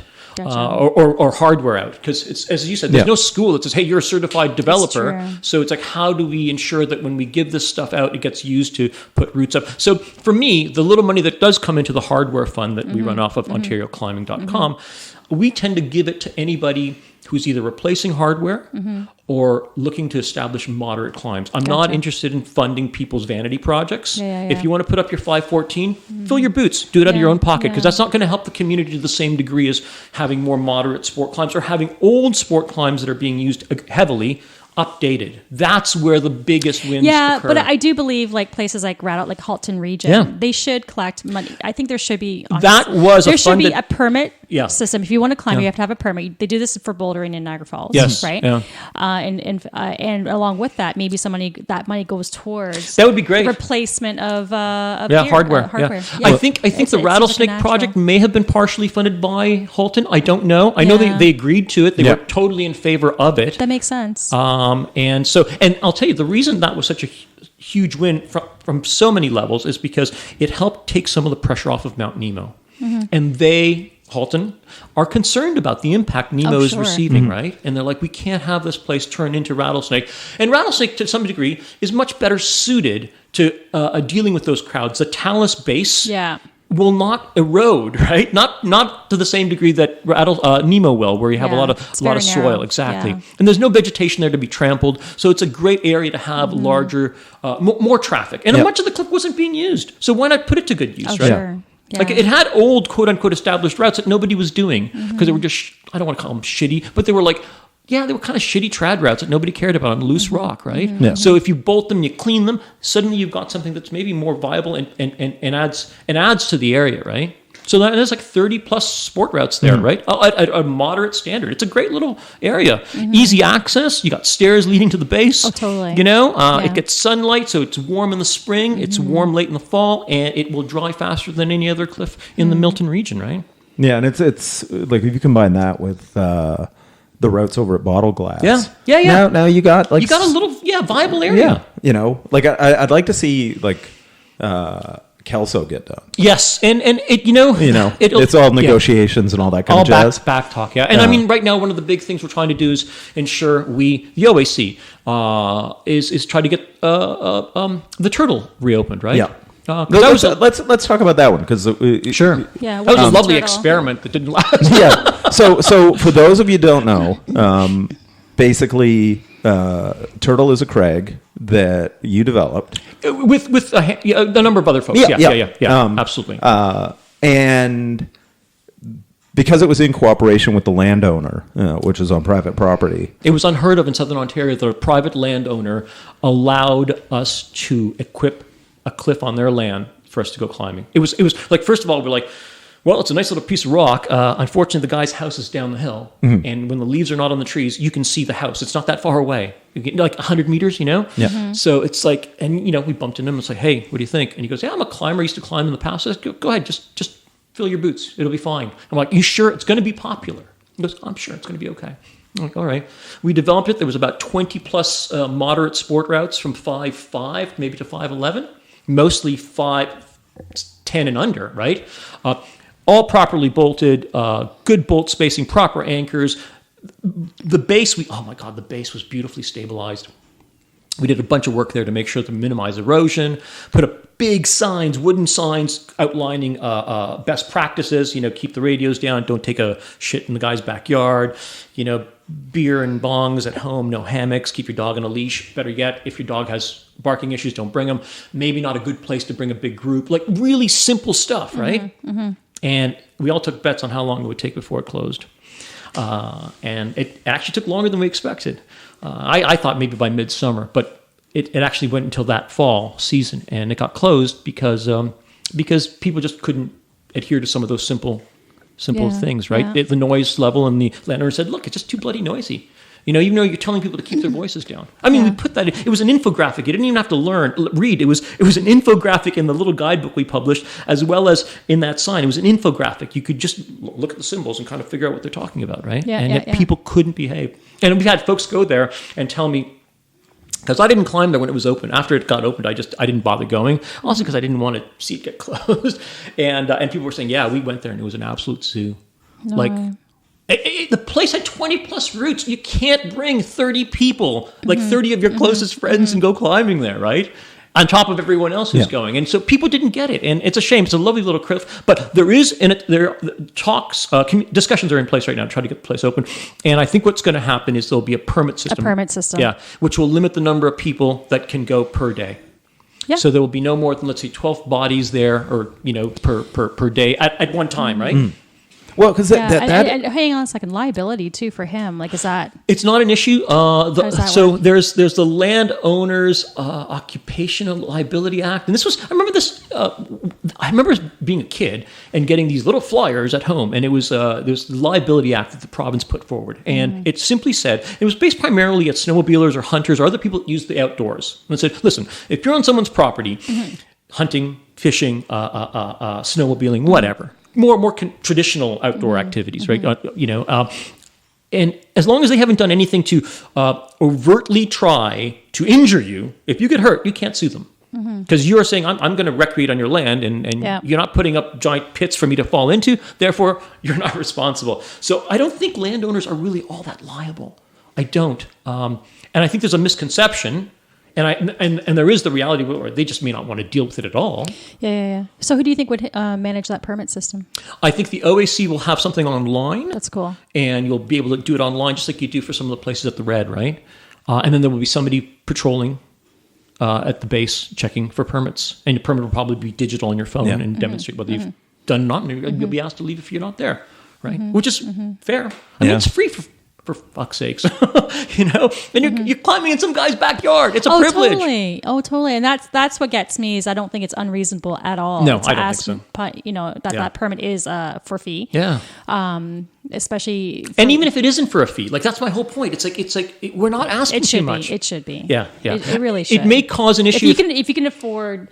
All the harness gear. and all the gear, it doesn't have to be a super expensive fee. No, but you should for replacement of hardware, whatever. Yeah, and maybe it could be a donation fee, right? Where you donate to the OAC for hardware regrouping. But I don't know. Yeah. I mean, I think when the landowner starts to take money, then they assume liability. Then they assume some liability. Yes, so that might be an issue. But you said that the landowner is a rock climber too, right? Yeah, but he doesn't want to. Like he's like, he used to be. Yeah. His kids. Yeah. So yeah.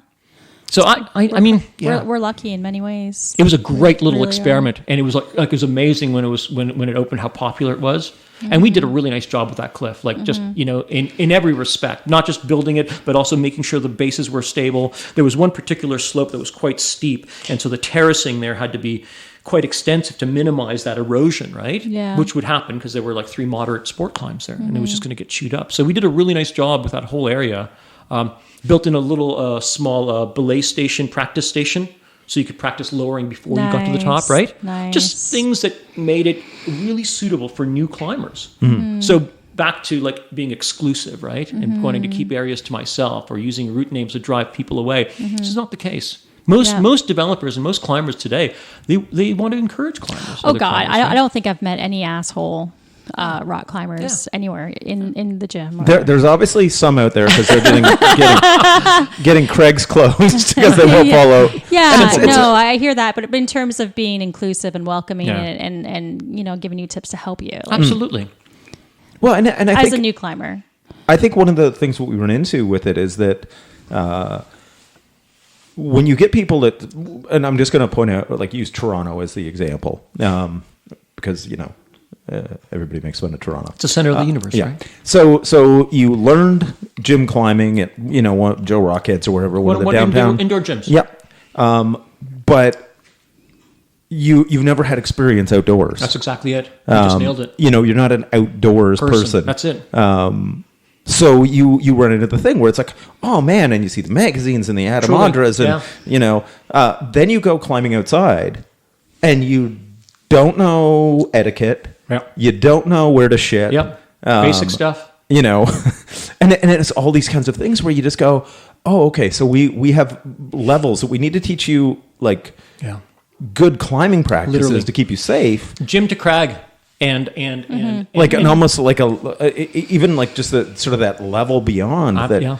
These areas they're not a gym. Nobody's cleaning up. Nobody they. Oh yeah. Your parents are coming by to pick up after you. Yeah. And I say that, I don't want to sound like a dick saying that, but it's what's happening is I think in the past we all were drawn into climbing because we did stuff in the outdoors, right? So we did stuff in the outdoors, and climbing seemed like a natural another thing to do in the outdoors. Right. And so we had that understanding. It's like, hey, you know what? Don't shit here. Don't piss here. Yeah. Behave, right? Trying to minimize your impact. And I think today, because people are coming into the activity without that background, it is, there's a gap there. There's a learning gap. There's an education gap. I know that people are intentionally wanting to be, problematic at these areas. I think the reality is most of them don't get it. And it is sometimes frustrating to more experienced individuals, outdoors people who are like, how can you not get it? Like, don't shit there. It's the trail. Why are you taking a dump right on the bloody trail, for God's sakes, right? So these are challenges, and they're problematic because the number of climbers has just ballooned. Yeah. Like it's never been more popular. Well, because was it not last week, but maybe the week before, we went to Rattlesnake, and because it was just before we went down to Adirondacks. No, Alyssa and Eric, because we climbed that day. That's right. And literally every sport climb at Rattlesnake Yeah, it was taken. Yeah. It so speaks to how popular the sport is, right? It's just one of those things. It's like, because I pretty much got them all memorized now, so it's like I don't even pop out the guidebook. Yeah. And You it's know like, what's there, yeah. It's like, nope. Well, we got to hike in, and then just as we get back, somebody had gotten off something. You jumped on that. It's like, oh, we'll do that. Yeah. And then got around the corner, and we did another one. It's like, well, I guess we're done. Yeah. It was more of a hike than a climbing day. But hey, exercise is exercise. Being outside is cool. But it is. It's that kind of thing where like the traffic is huge. That kind of thing that just blows me away. And I think when people say, well, the answer is less routes, we should chop these moderates, don't give these resources, I feel like saying, to me, I have a hard time accepting that because, first of all, the horse has left the barn, right? You can't put the genie back in the bottle. All these horrible cliches, but it's true. It's like, listen, it's out there. People like the same thing you like. Go figure, right? So pretending that we're not going to, attempting to not allow them to enjoy that by not creating routes that are moderate, to me seems incredibly selfish and short-sighted. The answer is, how do you educate? How do you manage the resource? How do you, if necessary, create more moderate sport routes in areas that aren't being used for much, right? Yeah. I don't know. But telling people not to go rock climbing, I don't think is the answer. No, I guess it's funny because like I kind of look at the thing, the fact that we've got anything. I agree. Like I've been to Wisconsin. Yeah. Oh yeah. Right? There ain't no climbing. There ain't no climbing, man. You're driving a long time. Yeah, like the whole like center of Canada and the U.S. Midwest, and so the fact that we've got rock, with Halton, we have a conservation authority that actually is very pro climbing. Very much so. Because if you compare to Grand River, completely not. Yeah, it's like no, you can't do anything. Can't do anything. No mountain biking, no climbing. Nothing. It's right? insane. Wow. And same deal, like provincial parks. Yeah. Like I know the OAC is like talking to them. Yeah. But you can climb in other provincial parks across Canada, not in Ontario, which again, crazy. Like you've only got Bon Echo. Well, but there are other areas that could be developed. Yeah. And that's the thing. Like I've backpacked in Killarney. You know what the amount of rock there is there. And the quality is amazing. Absolutely. Right? Like that would be prime. Yeah. And there are other areas that I can't talk about, but not openly, but that have immense bouldering potential. Like again, provincial parks and other areas where there are cliff faces where this could be totally viable if we developed it. Again, provincial parks, not going to happen. Not going to happen. Yeah. But I think that is also one of the pluses though of the influx of new climbers. Sure. Because politicians will do what the masses want. Absolutely. It's true. The voices are larger, right? Yeah. And so the fact that there's more people, like it's funny that, and I don't know if it's completely changed, but we went from the businessman thing was golf to then, 10 years ago, the businessman thing was cycling. Yeah, I agree. And now it's becoming rock climbing. I agree. People in tech, it's huge. Yeah. So the thing that's interesting is you mentioned earlier, like people want to somehow contribute and get involved, right? The single most important and simplest thing they could do is buy an OAC membership. And I keep stressing that because it gives the OAC bargaining power when they can show that we are representing 10,000 people rather than 1,000 people. Right. So that number. So who are you? We're the OAC. How many folks do you represent? We represent, 10,000 folks. Oh, perhaps we should listen. Yeah. Right. As opposed to, you represent 50 folks who live at other van you're and eat 2 organized, cans. yeah. Sorry, we don't care. Or we're not a priority, right? So that is something that every climber in Southern Ontario should do right now. Just go to the OAC website, Ontario Alliance of Climbers, and purchase a bloody $5 membership. It's a lifetime. It's $5 for lifetime, people. I know.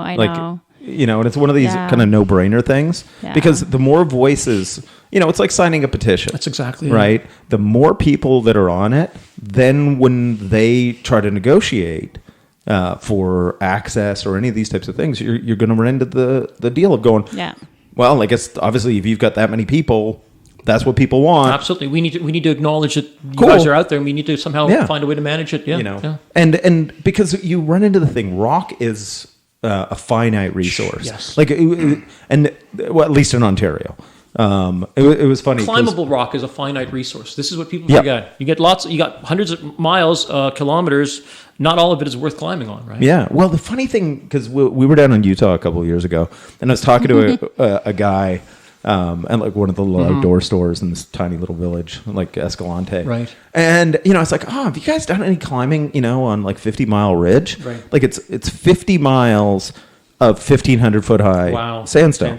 Yeah. Right. But it's a bit of a haul to get in, and they're like, nah, we've not really started on that yet. It's like. We've got other stuff. Absolutely. Absolutely. Like literally 50 miles, and it's not all going to be pristine. But you're going to find, worthy stuff. So we ran into the same thing in Ontario where we were busy developing Lion's Head and White Bluff. And there's a gem further up the peninsula, taller, lovely rock, immense potential.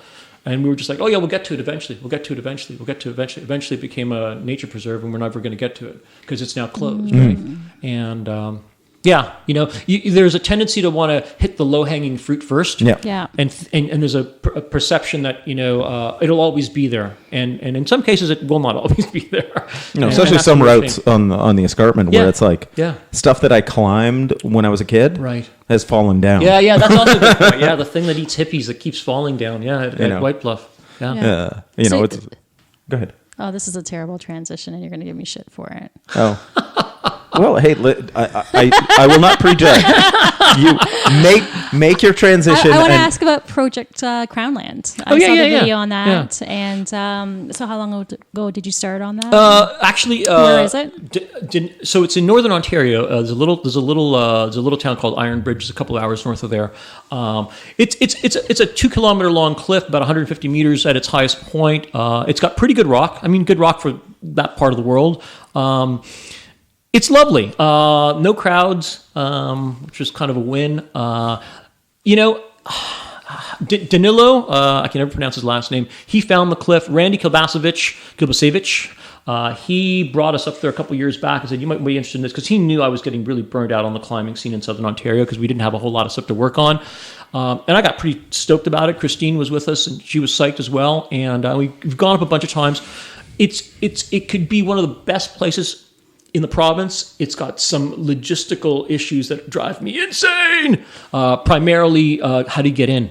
Full disclosure, the easiest approach requires going through a farmer's property, okay? He has a road that goes through. He's a Seventh-day Adventist, which means Friday at sunset, he closes the gate. The gate does not open until Sunday at sunrise. So that window, if you're in, you're not getting out. And if you're not in, you're waiting, right? So that's a problem, especially if you're driving from Southern Ontario and it's a 7.5 to 8 hour drive. The other issue, so you drive this dirt road, which when it's in okay condition, you can get in with a car, but it better not be too low slung, okay? Gotcha. If it's low slung, you're going to have issues. The final descent to the base of the cliff, you need a high clearance 4-wheel drive vehicle, ideally. So that, again, becomes a problem. Not so much with our truck, but we have a Toyota FJ Cruiser. I wish they hadn't discontinued it. Anyway, so it's a lovely vehicle. So that's great. So now you get to the base. Here's where things get crazy. If that gate is closed, you can still enter it, but you now have to take an ATV track in. And that track definitely is a 4-wheel drive high clearance road.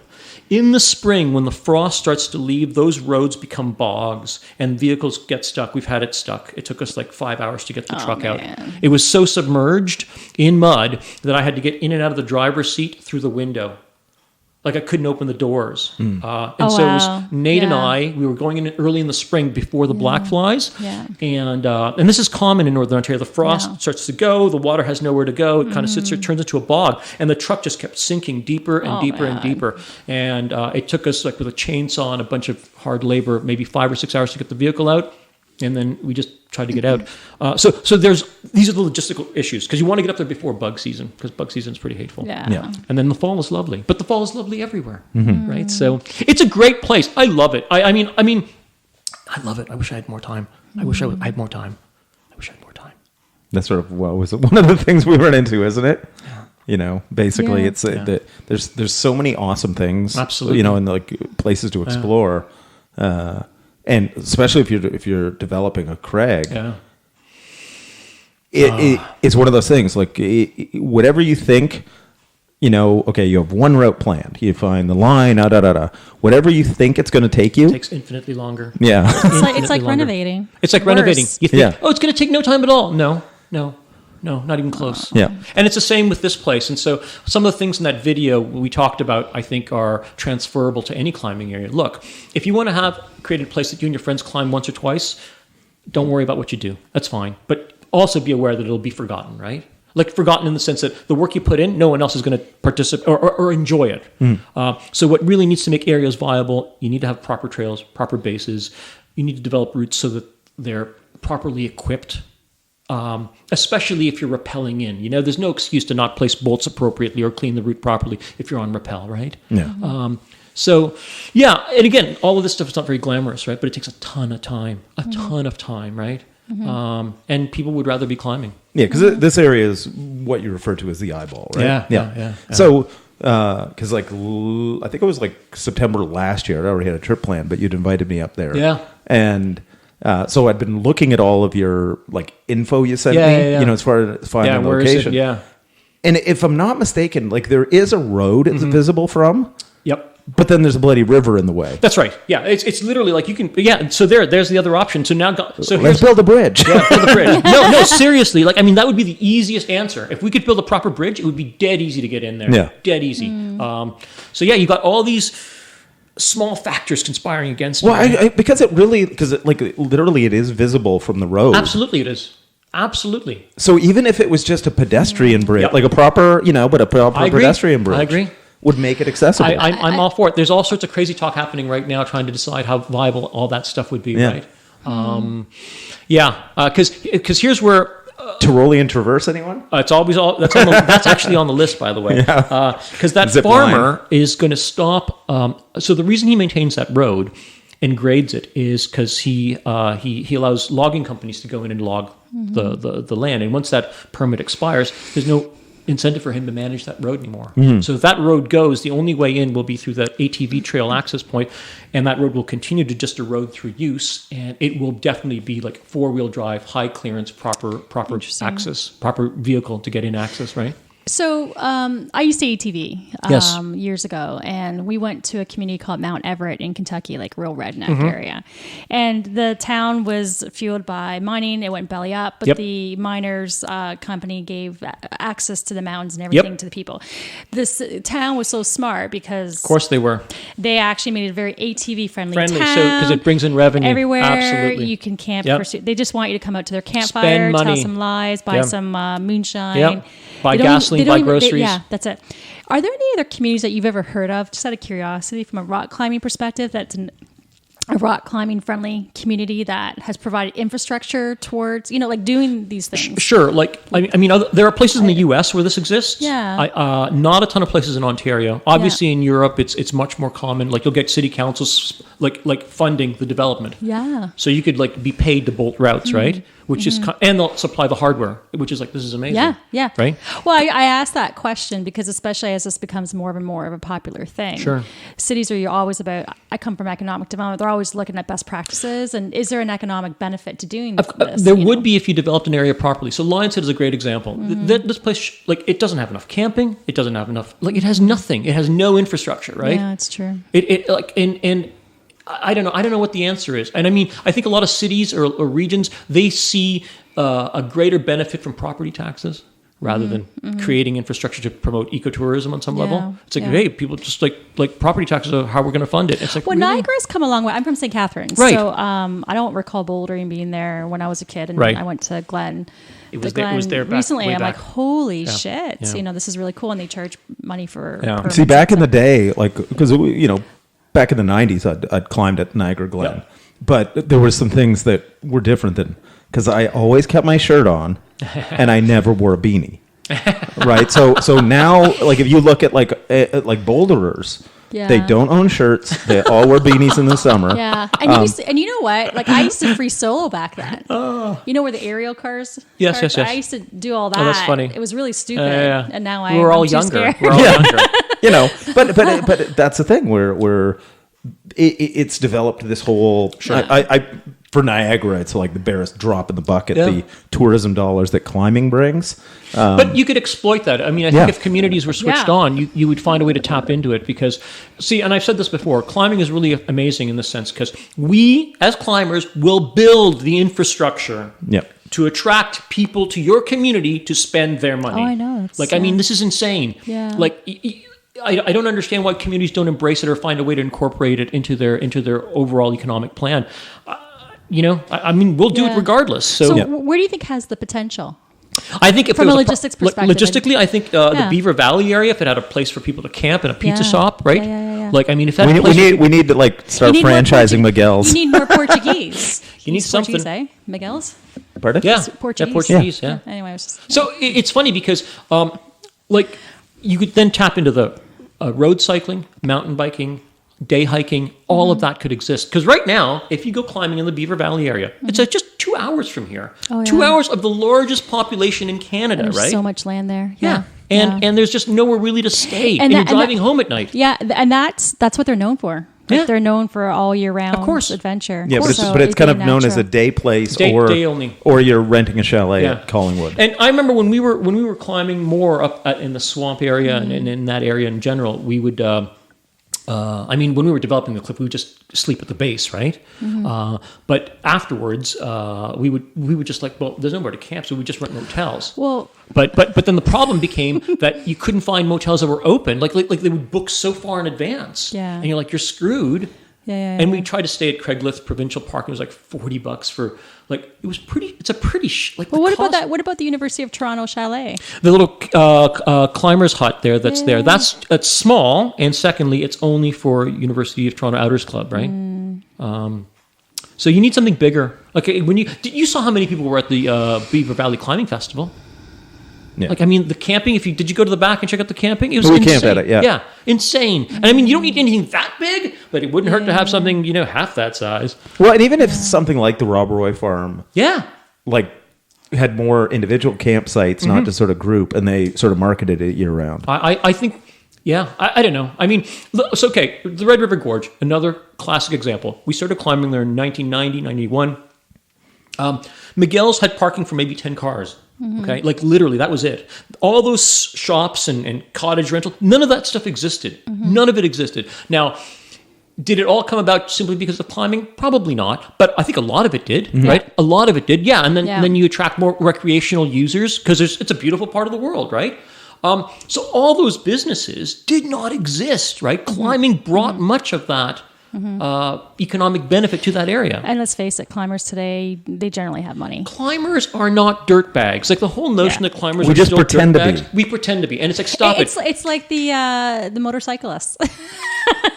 The lawyers like Yeah, throw the beard over the full weekend. leathers. It's like, dude, you're a dentist. Relax, it's okay. Yeah. So we all have disposable income, right? We do. Yeah. We do. And all these Sprinter vans you see, like people pretending they're poor and they're so hardcore. Dude, you got a $60,000 to $80,000 vehicle. You're not that poor. You're doing just fine, right? Yeah. And you got a vehicle that costs this much, and you're using it to recreate.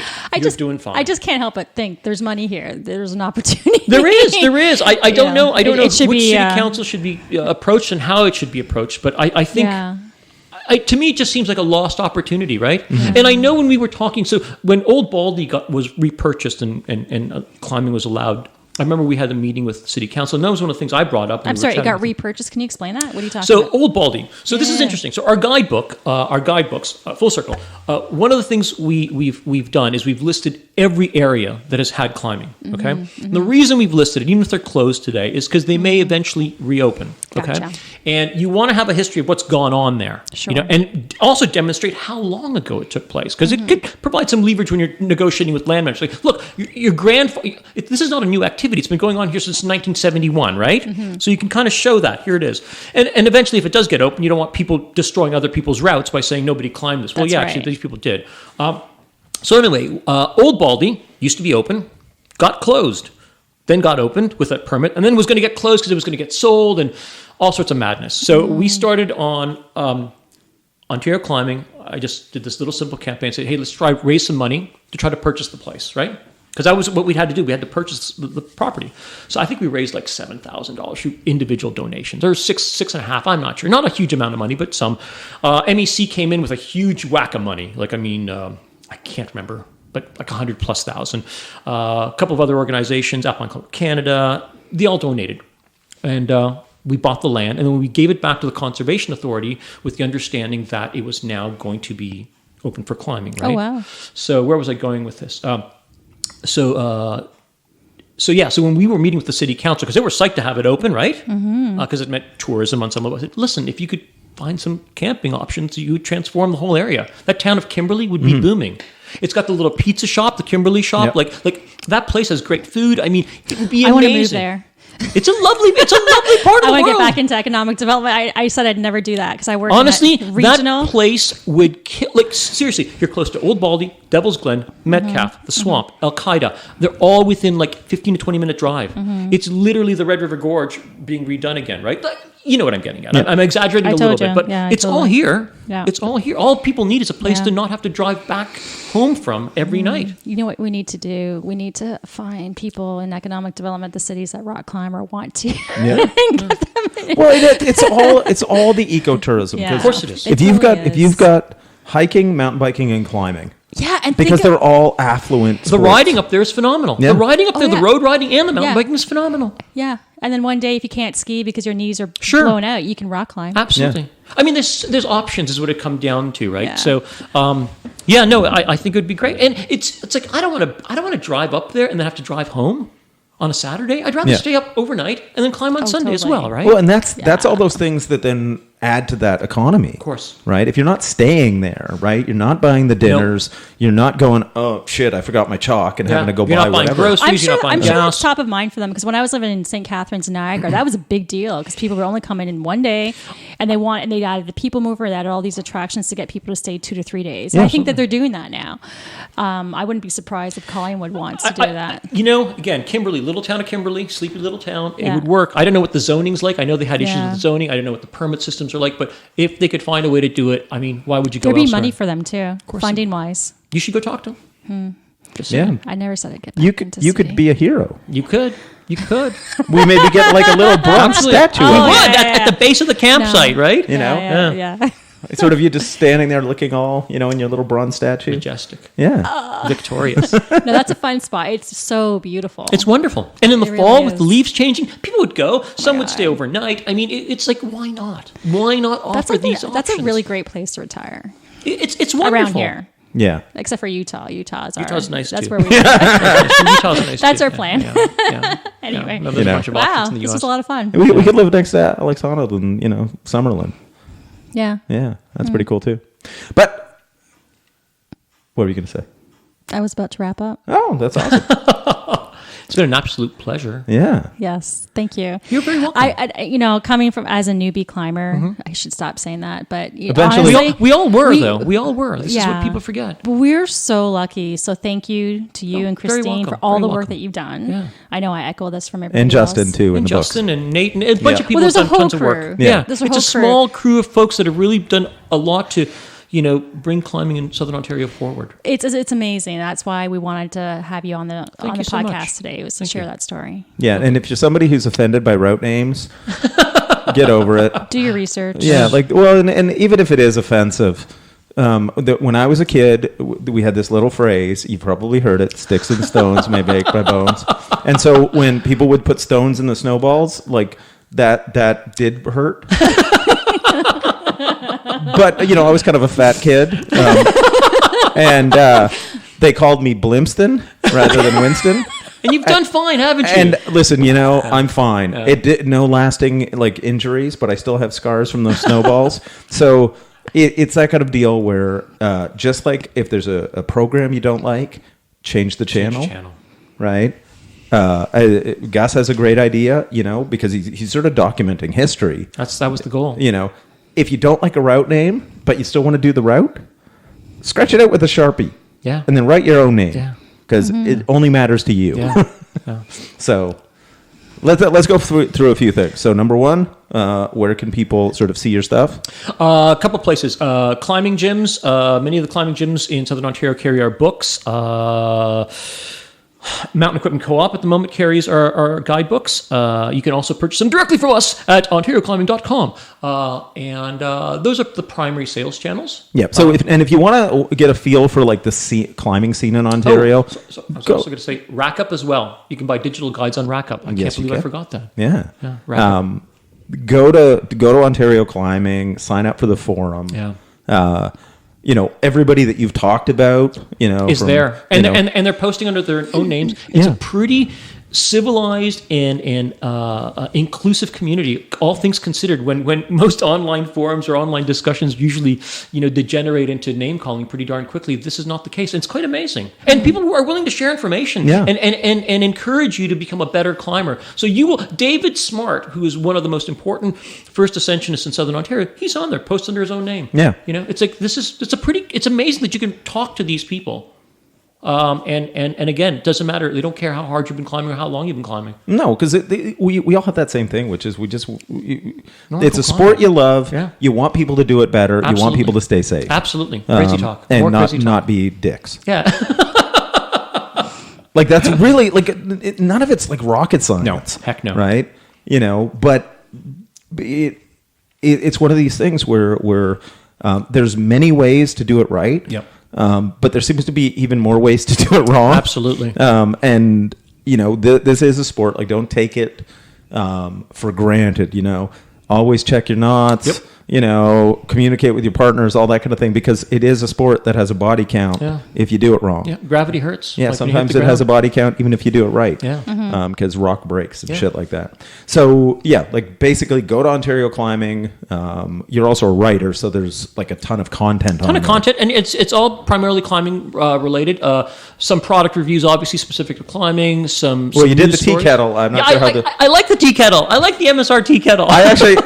I've got their titanium teapot. How do you like it? I like it better than the tea kettle, just Tell me. because I can also eat out of it like regular Right. food. Yeah, because the opening on the regular tea kettle is too small. Yeah. Yeah. So this one works both as a teapot. And also as a bowl. Yeah. So Look at you being practical. I've had that thing for so fucking long. God bless titanium. So go to Ontario Climbing, take part in the community. Yeah. Contribute. Indulge in the articles if you want to contribute. Yeah, by all means. Yeah. Because And if people want to contribute to your hardware fund, Yeah, It's absolutely. right on the You get it website. off that Is it on the website. website? Yeah. Yeah. And again, the money goes to primarily replacing hardware on old routes or establishing new moderate routes. There is very little interest in taking that money and pouring it into 515s, primarily because most people aren't climbing that grade, right? And When the people that are usually have some sort of sponsorship. you kind of figured that out. Yeah. So again, it's about an opportunity to give back to the broader community, right? Yeah. And it just comes in. It's if you're putting up a 515, there's maybe half a dozen people in the world that will climb it again. Be busy, yeah. Right? Whereas 5.6s are going to be popular and necessary. Right? Yeah. So it's basically what's most useful. Yeah. So, and then buy the damn guidebooks, people. Thank you. They're awesome. And any of you pricks that complain that Gus doesn't list how many bolts or how many quick draws you need, we did that consciously. Can I tell you why? Yeah, sure. Yeah, it's really funny. We have that coming up pretty regularly. So our fear was the following: one, we're human beings and we're flawed, and we're going to make an error. So when we list a bolt count and we make a mistake, and somebody assumes it's gospel and goes up without enough draws, they could get into trouble. Secondly, routes in Southern Ontario, I don't know if you've seen this, they're changing. Mm-hmm.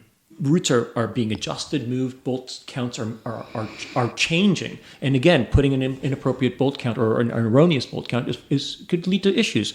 And lengths are the same thing. When you see length and you think it's accurate, the way people gauge sport climbing or climbing route lengths is like, hey, how tall do you think that is? That's about 75 feet. Okay, 75 feet it is. Yep. Like it's not measured. Mm-hmm. So what we do is we list routes that require very long ropes to lower or require an excessive amount of draws. Mm-hmm. But otherwise, 12 draws will get you pretty much up anything. Yeah. It's also interesting, and I'm going to put this as just a final note about this. So there's a British guidebook author whose name escapes me at the moment. He started this whole guidebook style, with the infographics and the topos and the distance and the number of routes and the bar graphs. And he recently, about 2 years ago, said, and he would list lengths and bolt routes, and he 2 years ago came out and said, I'm not going to do this anymore. It's leading to too many accidents and too many people getting into trouble. Mm-hmm. So he's now going back and removing it. So I think, as a climber, just be cautious. Like guidebook authors make mistakes, routes change.